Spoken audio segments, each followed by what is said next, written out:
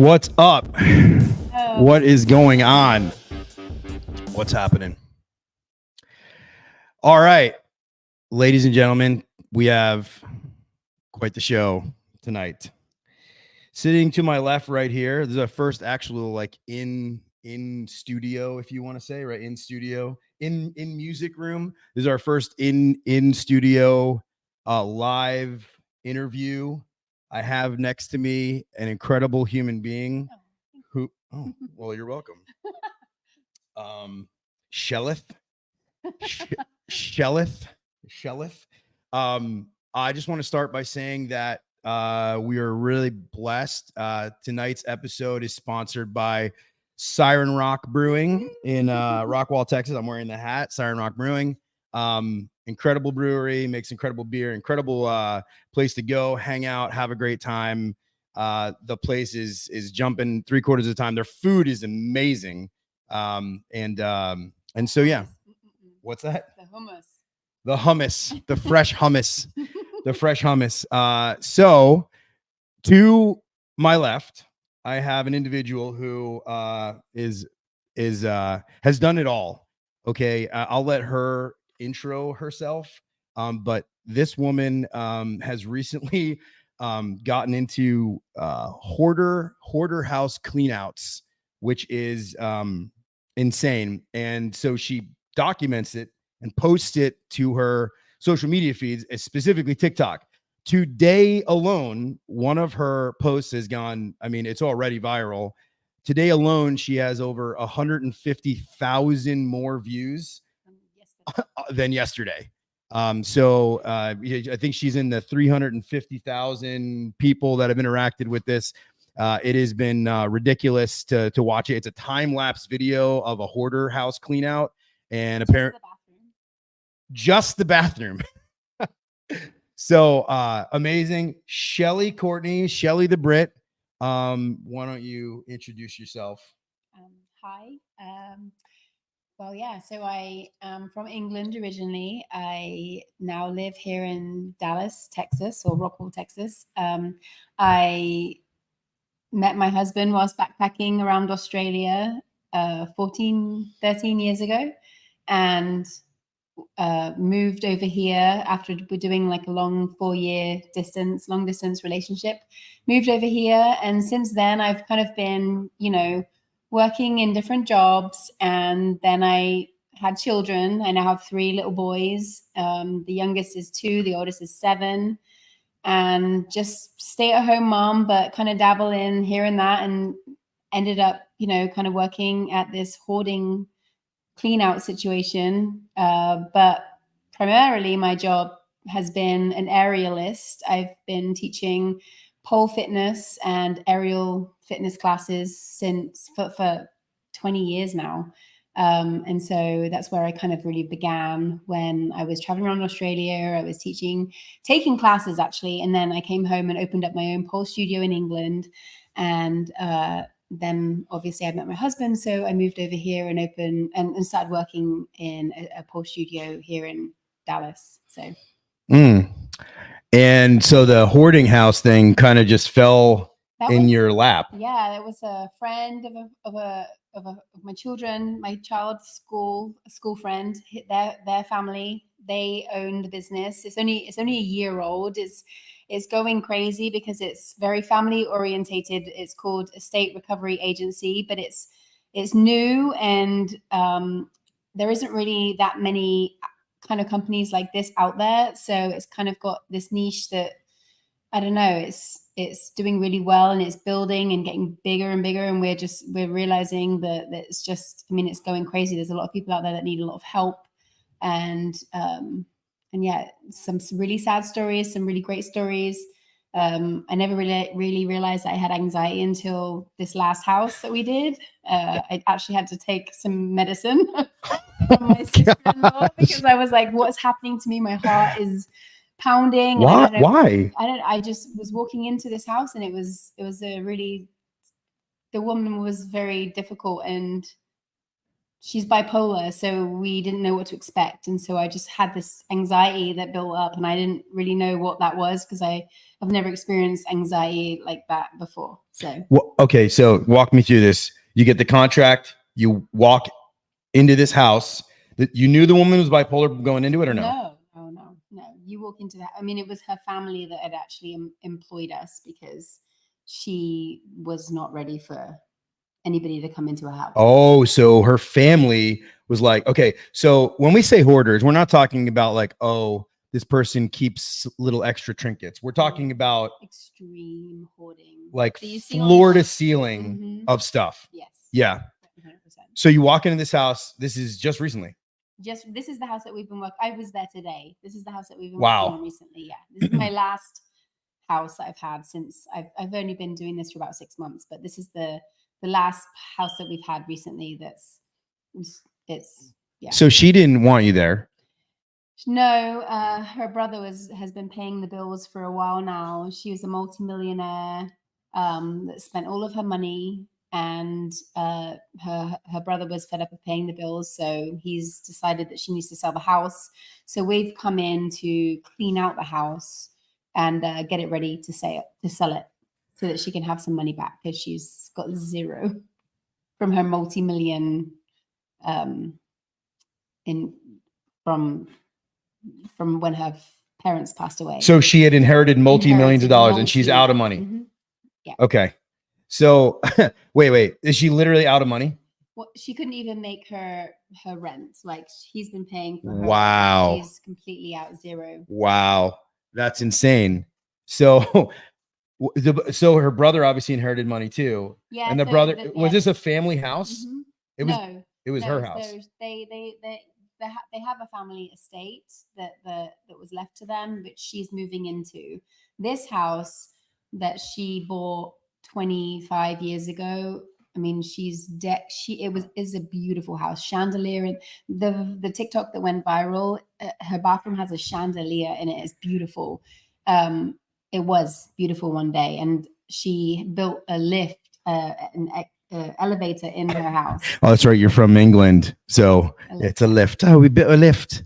We built a lift in the house, and it's a beautiful house. It was once a beautiful house, and she just, I don't know. She just wow.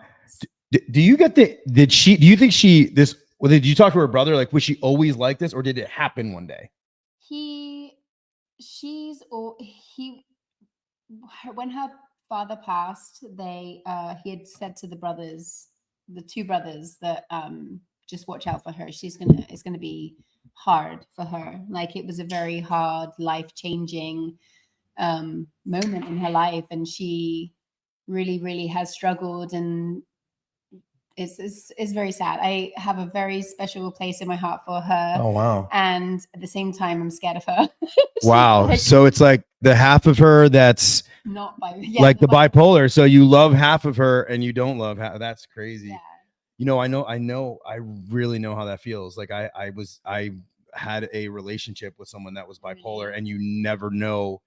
Like, you don't know what's going to happen. Like, 1 second, like, they love you, and the next second, they will kill you. Oh, yeah. So she was screaming. She screamed at me multiple times for doing something that she didn't want me to remove or throw away. And then the next minute she'll calm down, but screaming so loud that you're just, wow. And then she'll come back and just be like, I am like, there was more ups than there were downs. It was more of her, like, especially to us girls that were working for her, like the owners of, like, the men she wasn't as fond of in our company, but the women, like the women that were working for her, she had a soft spot for. So yeah, she'd either be screaming at us for a second, and then she would like come and hug us and be like, thank you so much for everything that you're doing, and I'm so sorry. And I remember walking in, the first time I ever met her, I walked into the door and I said, hi, my name is Shelly. How are you? And she was like, I am not okay. And I was like, okay. She's like, I am not okay, and I will never be okay. And I was like, I'm sorry. And she's like, and it was just from that moment on, and she's very emotional. And I mean, it sucks. She thinks that the bank stole her money, which they did not. She spent it. Wow. But she blames the bank, and and she just basically had all these stocks and shares. I think it was one of the highest shares was in Walmart that her dad had left her and her brothers, and she lost it all. Wow. Have you seen a pattern? Obviously, hoarding is a mental illness, but have you seen a pattern in the houses that you've cleaned out of like evident mental illness? Usually a massive life-changing situation. Really? Yeah. So one of the houses, this woman, it was so sad. She had this beautiful house. Oh, she had this beautiful land, a ranch, owned horses, and her husband got sick, and they had no children, and they went into the hospital one day, and this was like 6 years ago. They went into the hospital, and he thought he was just sick, and he was, they were going to be in there for a few days or whatever, and he died in hospital, and he never came home. So she came home to an empty house. That was 6 years ago. She never slept in their bed ever again. Wow. She slept on the recliner in the living room, and then when we got there, the whole house was absolutely covered. I mean, there were rats everywhere. There was rat droppings everywhere, and every drawer that we pulled out, every drawer that had like cutlery, I mean, like everything was covered in rat poop. And she'd been living on this recliner that was like the whole arm was like falling off to the side, and she was just, and I spoke to her many times, because she again has a big place in my heart, because she said to me, "Are you married?" And I said yes, and she said, "Oh, I pray to God that you never ever lose your husband, and you never have to go through this." And it was just a really sad story. She basically lost her love of her life, and she had there was no preparation for it. It was just in the hospital, and then never came back.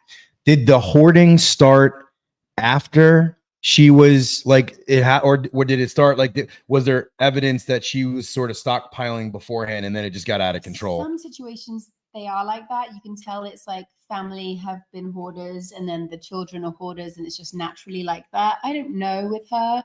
Her place wasn't that huge, and it wasn't really like she was collecting stuff. It was basically like she never let her dog out in 4 years. She slept on 6 years, and she slept on the couch for 6 years. The recliner, and so like walking on her carpet was like walking on hardwood of poop. And it was just really sad. And actually that one house we found $22,000 in cash that she didn't even know she had. Wait, hold on. You found $22,000 in cash. Yeah. In her house. Yes. And where was it in the office that he always dealt with the money. It was obviously like he was trying to save cash for future, just to keep her safe, or whatever he needed to do for save that cash. So we found this big huge, it was just in a drawer. It wasn't, we brought it out to her, and we were like, "Here you go, here's 20." And so she counted it in front of us, and it was like $22,000. Wow. I made $500 tip that day. Good for you. She made $21,500. Yeah. Wow. And so there was no indication prior that she was a hoarder. No, not really, because at this point, we don't really know much about their life. We just kind of come in at that last point, and it was really sad because her place was once beautiful, and same with the last house. You can see that it was beautiful once, and all of these situations, like there was another house which she actually died, and that's why we came in, because she'd passed away. Her brother had come to the house and had no idea, and her house was like packed, like you couldn't even get through. You had to kind of make your own way through, and she'd gone to the hospital because she was sick, and she died and never went back to that house. And I went into her craft room, and every single, she was a hoarder of crafts. And we went into a craft room, and everything was so meticulous, and so like every pen, every coloring pen was labeled with like a label maker, and she had cardstock labeled. It was at one point in her life, she was incredibly organized. I don't know what happened to make her switch like that, but she ended up her plumbing stopped working. She ended up, that was this was the most disgusting situation I've been in, because she could no longer use the toilet. I guess she felt like she could never bring anybody in to help her. She was embarrassed maybe. And then she would pee in cups and poop in bags and throw that into her walk-in bathroom. We couldn't even get into it. There was black mold in there. We had to have the whole hazmat outfits on. Is there a theme that they can't throw things away? Yes. Like they keep everything and they can't throw it away because it's like some psychological. Yes. Oh yeah. But do you think that the reason why she had so much in feces in the house was because she was embarrassed to have a plumber over? Yes. Okay, because I don't know, actually. I don't know. I think she genuinely was just not right in the head. But the reason why I asked this is because I have ran calls in hoarders' houses, and they have no problem with inviting somebody over to the house. Yeah.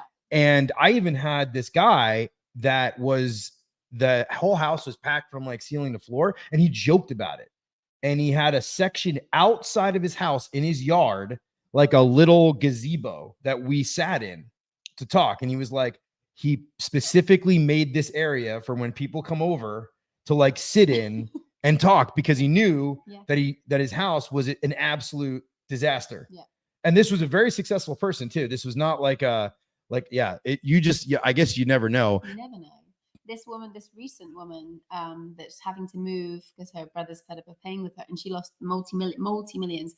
She's got pictures all over the place with like Arnold Schwarzenegger, the Clintons, Muhammad Ali. Like she's got signed baseballs by like Nolan Ryan. Yeah. And Willie. And she collects thousands of Beanie Babies, hundreds of hats, like gorgeous hats, like $400 or $500 worth of hats, each hat, and she had a retail for sure, but then there was also so much trash as well. And I think when I've spoken to some of them about that, and I think they all need therapy for sure. And I wish like I could give them the therapy, because that would be very therapeutic for me, and being able to just kind of help them even one step further than what we're already doing. But it's just you can tell that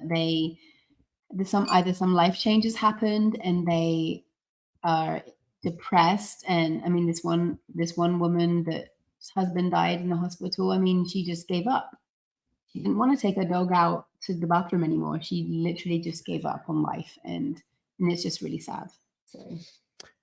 So is there okay? Can we talk about the viral video? Let's talk about the viral video. So this was a time lapse over the course of 8 hours, right? No, we were only in the bathroom for about 4 or 5 hours. 5 hours, one bathroom. It was just her master bathroom, yeah. Okay, and then you time lapsed it. You threw it up on TikTok, and you've gotten 350,000 people involved in this post. Yeah.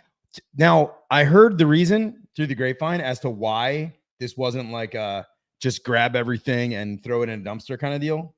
She was looking for something.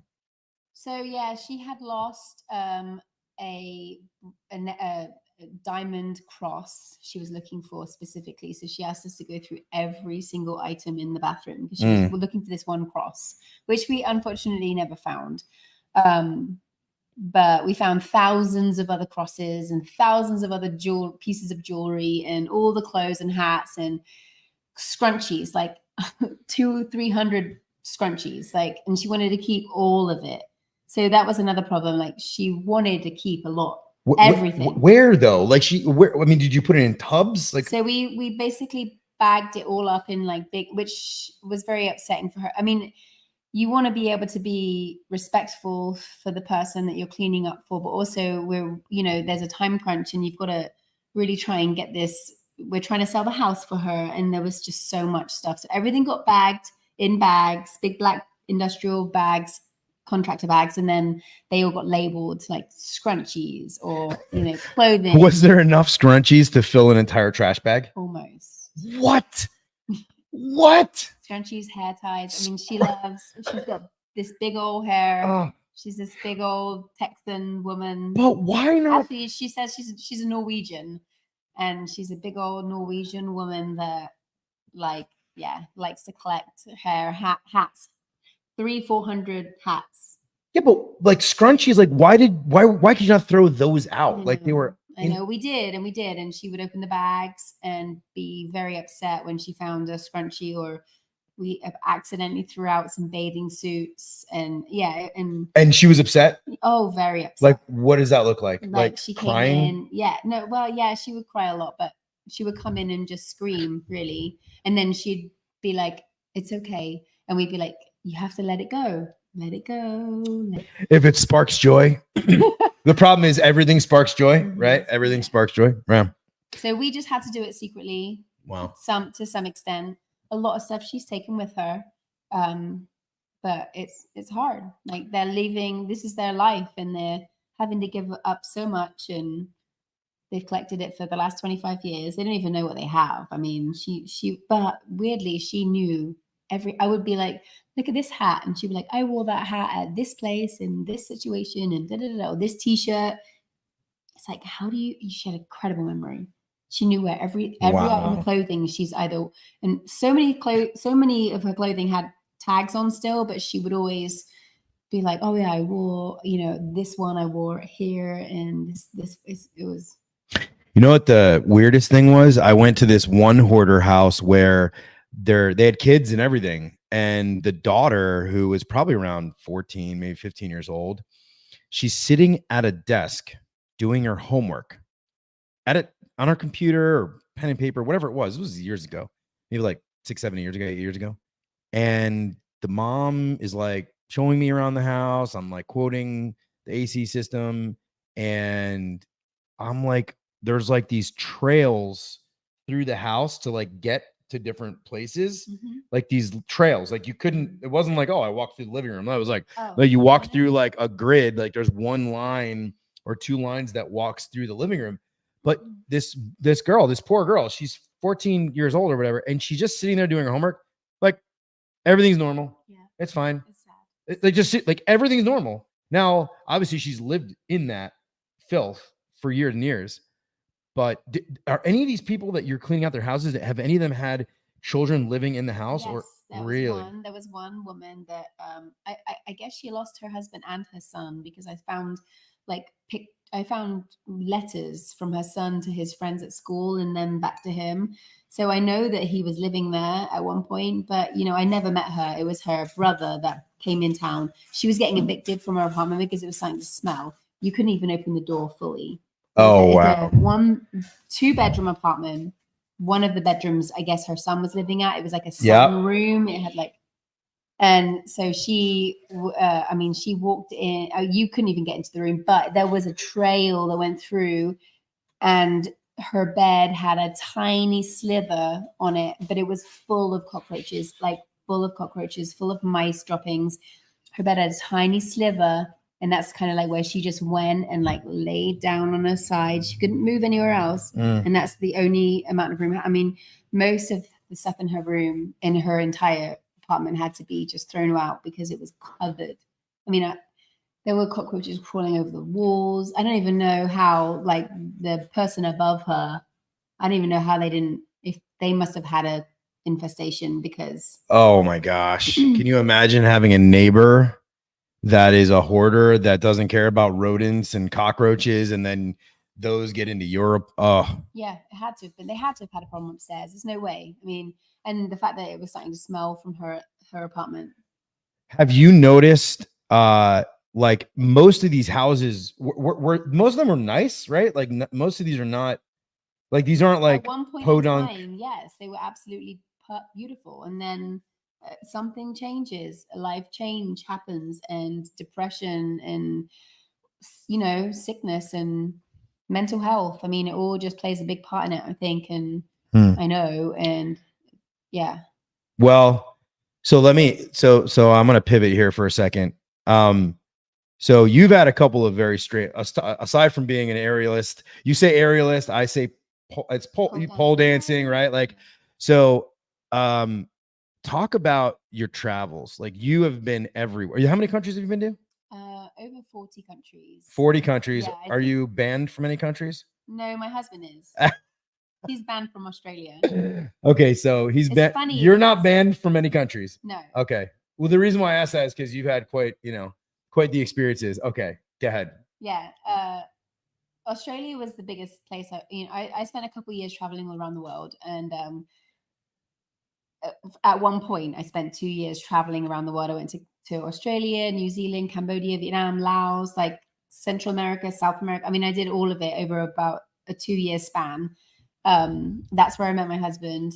But because he's American and I'm British, we forgot that Americans at that time were only allowed to spend 6 months in Australia, whereas I could spend a year. So we were just living our life, having the time of our lives, and he overstayed his welcome. And so we actually got kicked out of Australia, went to New Zealand, and he wasn't allowed back in. We had to like beg and plead and actually pay cash under the table to try and get us back into Australia for him to get his flight home. So do you hear that? Do you hear that, Zach? Do you hear that?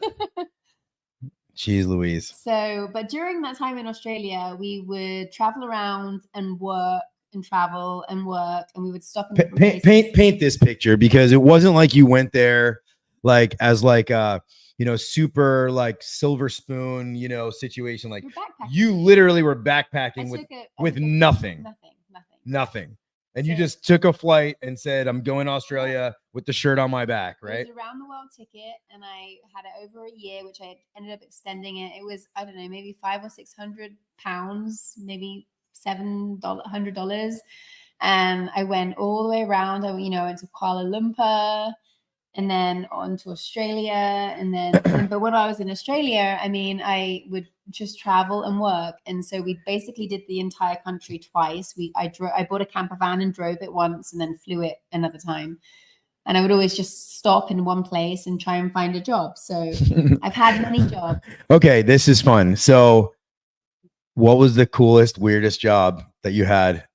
The weirdest would probably be being a surveyor for an international runway in Darwin and painting dots to survey the entire international runway, which was great because there's planes coming in all the time, and you have to be off the runway for about 20 or 30 minutes beforehand, and then you can't go back onto the runway till the plane's left for another 20 or 30 minutes. So I basically worked 20 minutes of every hour for the entire day. So the other 40 minutes I was sunning myself, reading a book, and getting paid for it. It was like, okay, so you're painting dots on a runway. Painting dots. And you worked on a farm too, but it wasn't a regular farm though, right? And then I worked on a crocodile farm. Oh.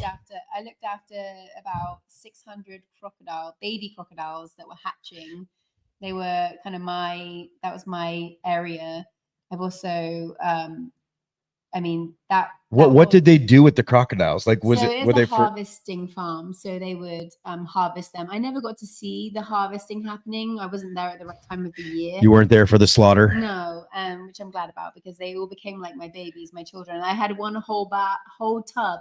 They kept all the crocodiles in bathtubs, and so they would all they would put them in incubators or whatever, and then whenever they hatched, they'd put them all in bathtubs. And so sometimes there were, I don't know, 15 crocodiles in a bathtub, and one whole bathtub. They were born on my friend's birthday, Amy, and so I named every single one of them Amy, like as a every crocodile's name is Amy. Yeah, so they were all called Amy, and they were like, I love them all. And like the minute they're born, crocodiles are born with I think 36 teeth. The minute they crack open the egg, their mouths immediately open, and they have 36 teeth or 34 teeth or something. Yeah.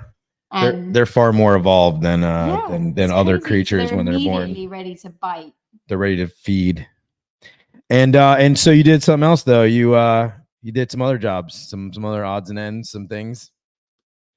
So let me ask you a question. So there's this story, okay, that I heard you tell that was like this nuts crazy story. Are we allowed to talk about this story about like you found like a friend of yours, like you ran in, like you were across the world and you hadn't seen them in however long? Are we allowed to talk about I this? don't know what you're talking about. So I thought, see, this is crazy. We're like hashing this out right now. This is the unscripted part of this podcast. So I think I'm right, where you ran into a friend of yours in Australia that like you hadn't seen, and they were from the UK and they were like missing. This is not me. No, it is you. All right. Well, clearly my memory doesn't serve me right. I thought that you ran. Was it Fanny? Hannah? Yeah. McFanny? McFanny. Yeah. Oh, no, actually, no. But you are very similar. No, you've kind of got the. I've got two stories mixed up there. Yeah, you do. Yeah. She had a friend that was going in. I think you're talking about her arranged marriage. Oh gosh. She was like maybe I think it was Indian, and she had an arranged marriage, and so she was escaping England, and she came to meet us when we were in Australia. And we were hiding her. Hannah actually hid her out. That's right. You were hiding. Yeah. You were hiding people so that she would. Yeah. And wasn't there some kind of like? She was 16. Wasn't there like they were like going to like something bad was going to happen to her? It wasn't like just an arranged marriage, wasn't it? Okay, maybe my memory's not serving me properly. For some reason, I thought I this story is taken. I've got 5 stories mixed up in my. You might have, yeah. There have been some stories. So. That's pretty crazy.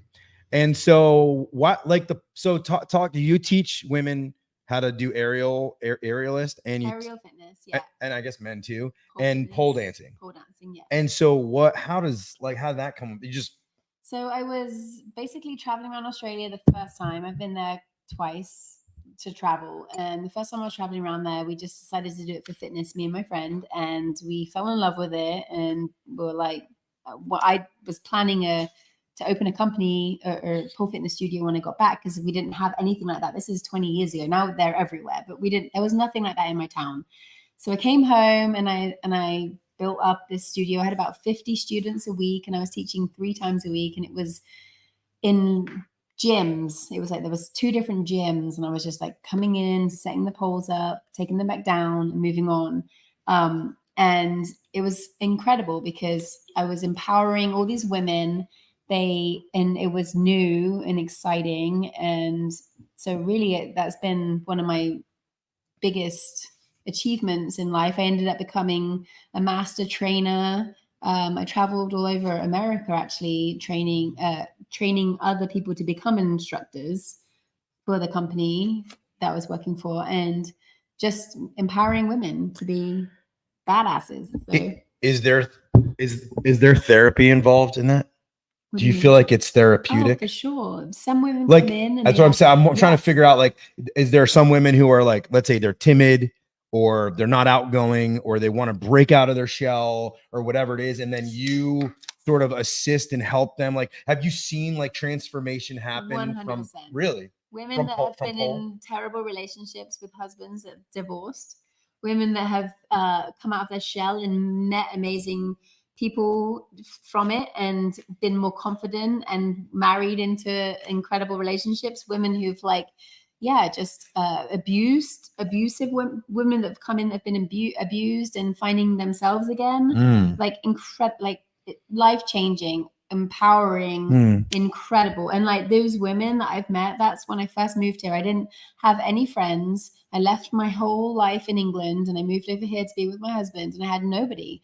And I started teaching at the girls' room in Dallas, and I had a core group of instructors and students, and we're all still friends today. And one of them's like 30 and I'm 40 and 10 years younger than me. Back then I was 30 and she was 20. I mean, she wasn't even legal, and she wasn't even old enough to drink here in America, which is crazy to me. She should be 18.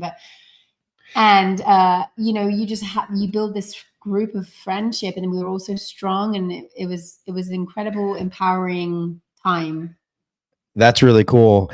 And I just remembered a story actually that I want. Okay. So you guys were living out of campers in Australia, and you were living in hostels. Yes. and you were living on the streets, and you guys were hustling and trying to find ways to like basically eat, right? Yes. Okay, so are you comfortable telling? You have to the story about you. Didn't you work in a hostel? And there was some kind of Hannah did, yeah. It was Hannah, right? And like somehow you cheated the system, and you were able to get like more, like trying to get like more meals out of. Yes. So we were working in we were living in Cairns in Australia, and we had no money, and so we had $4 between us. So we signed into this hostel, which is bunk beds. There's like 6 bunk beds in a room, and we pretended that there was only like 2 of us, but there was 3 of us, and so the other one snuck in and would sleep in a single bunk bed with the other person. And then we would take a picture, because back then it's not easy on your smartphone. We would take a photograph of the thing you get when you stay a night. You get like a voucher for food. So we took a photo of the So voucher. it's like a government food voucher? No, it's just for the hostel. Okay, so there's vouchers that they give out, and then you give the voucher to the chef, like to the lunch lady, and you go. When you stay at the hostel, they give you a voucher. Yeah. So we took that voucher and took a photograph of it, printed it out, and then photocopied it like 100 times. And then if you hand in 2 vouchers, you get upgraded to a bigger meal. So we had all these vouchers, and then we would like share them to other people in return for beer vouchers. So we would end up with all this food and beer. But you technically had to work for these vouchers, right? That was there was work involved. We had to clean. She was cleaning rooms. She got extra vouchers for like being a maid at the place. Right. And you just were like, no, forget this work stuff. We're just gonna print the vouchers and get the meals. That's kind of funny. It's bad. Yeah, I mean, it is bad. But when we had $4, like we had no money. We were just trying to survive. Yeah. And we didn't eat much. We drank a lot, but we didn't eat much. We didn't take much, but. Right. But just double the amount of meals so that other people couldn't eat. I think everybody was fine. Everyone was just living their life. This is back in 2016. You were like what, 20 something? Yeah. 25. Wow. Yeah. So I asked this question to everybody that's been on this podcast, and 2006, not 16. Yeah, I was going to say 2006. I asked this question to everybody, and it's something that I'm really I love to learn about. What, like in your experiences, like with your different jobs, obviously working in other people's farms and other people's homes, especially the hoarder clean out. What is something that you have taken with you that like lives with you? Well, so I guess I've learned a lot about compassion and about other people's situations, especially with the hoarding. Why? Like specifically, like what happened that? Like you can't judge anybody. Like you see, a lot of people have commented on my viral video saying that's disgusting. How can they live like that? I can't believe, like, this is what the hell. Like, and it's made me realize that you really can't judge anybody without really knowing. And I don't know half of these people that I've helped. Like, I really don't know their life. I know a small fraction of it. And a lot of the times it's really sad. And I've been through some really hard, sad, tough times. I lost my mom to suicide when I was 20 years old.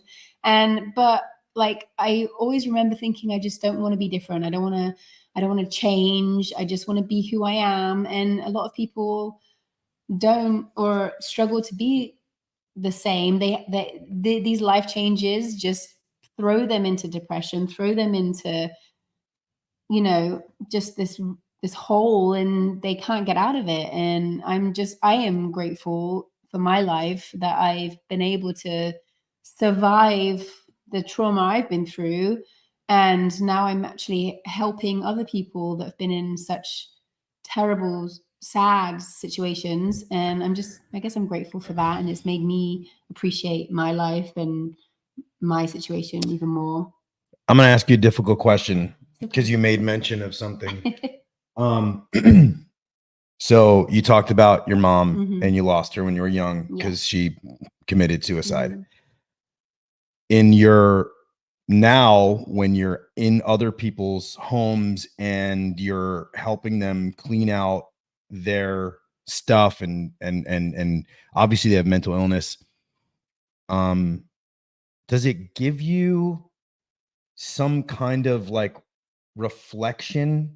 Is there a correlation you can see between like this person's mentally ill and like your own personal life experiences? Like, do you see something that runs through that, or are they completely? I haven't actually had a situation that's been like mine. So I don't know if I've been able to associate with suicide, I guess, because that's something, if somebody had lost someone to suicide, I would immediately be like, oh my gosh, yes. I mean, I've been there, and I would have probably more, but in all of the 10, 11, maybe houses that I've been into with these different clients, like there's not been, it's been other different situations. And so I haven't experienced suicide, I don't think. Yeah. So it's hard for me to, and I really try to not bring that into. Yeah. So yeah, I probably not. Yeah.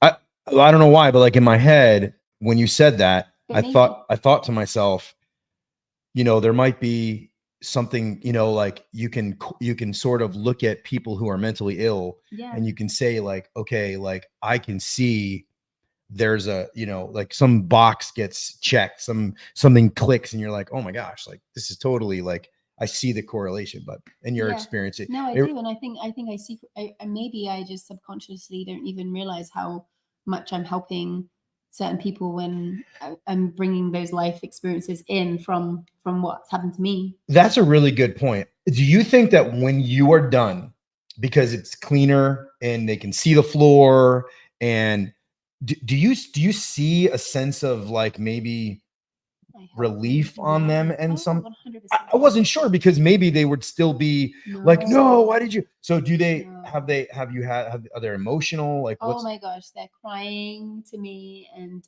to my team and thanking us. And it's been a life-changing experience. And they are so thankful. There was one girl, like her parents love me. She's like requested me to go back and clean her house. And let's hope that doesn't happen again. Like, like she's just like, they've seen her change. She was this girl that was living at home millions of miles. She's from Minnesota and she's living here in Dallas, and she has no family near her, and she's working from home, and she just got into this entire mess. And I've gone out and there was like cockroach infested apartment, and we've come in and cleaned the whole thing, and like it's changed her entire. And I've come back and visited her like 3-4 months later, and she's doing really well, and I still speak to her, and she's so grateful, and her parents know me by name. And is her house still cleaned? Yeah, I went back. Whoa. And she's like, and I've just gone back to check in on her, and she's still so grateful, and like she just needed this fresh start, this like, you're changing people's lives. Yeah, and a lot of times I feel like these people are embarrassed, or they don't want you in their house to see this, and they just don't want the help. They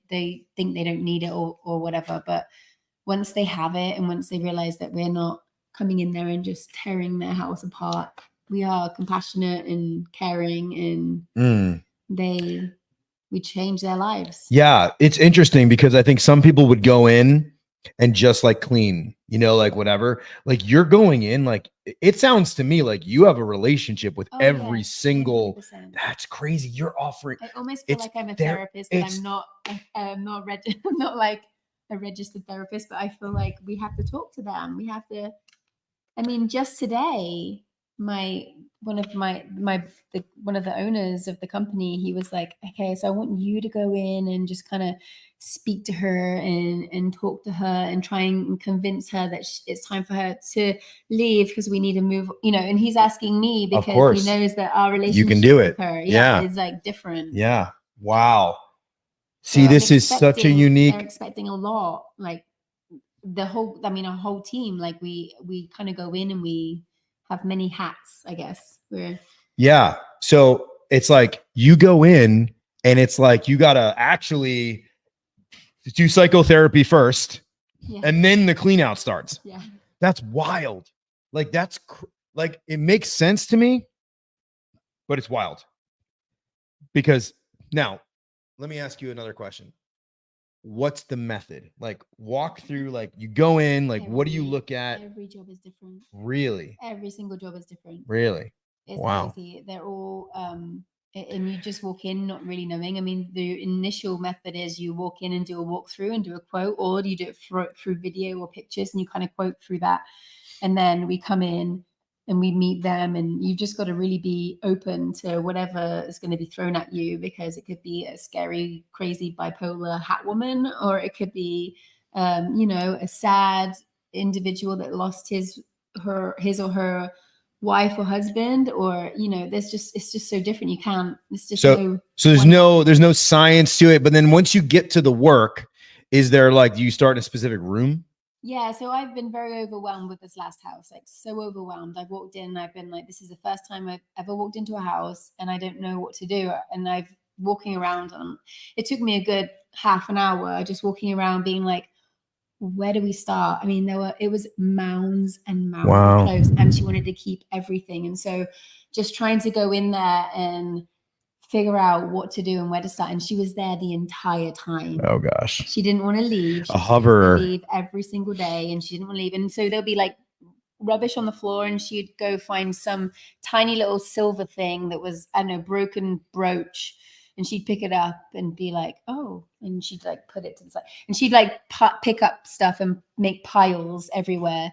And she would be like, and we'd be like, we're packing this all in a box and it's all going with you. But she'd be like, no, I need that now, and I need this now. And she'd make piles everywhere. And it was really overwhelming to deal with that person whilst trying to do this job. Like and today when I said goodbye to her, I mean, she gave me a big hug and like crying her eyes out, like, I hope you never have to go through this. This is horrible. This is just so sad. And it's just really sad.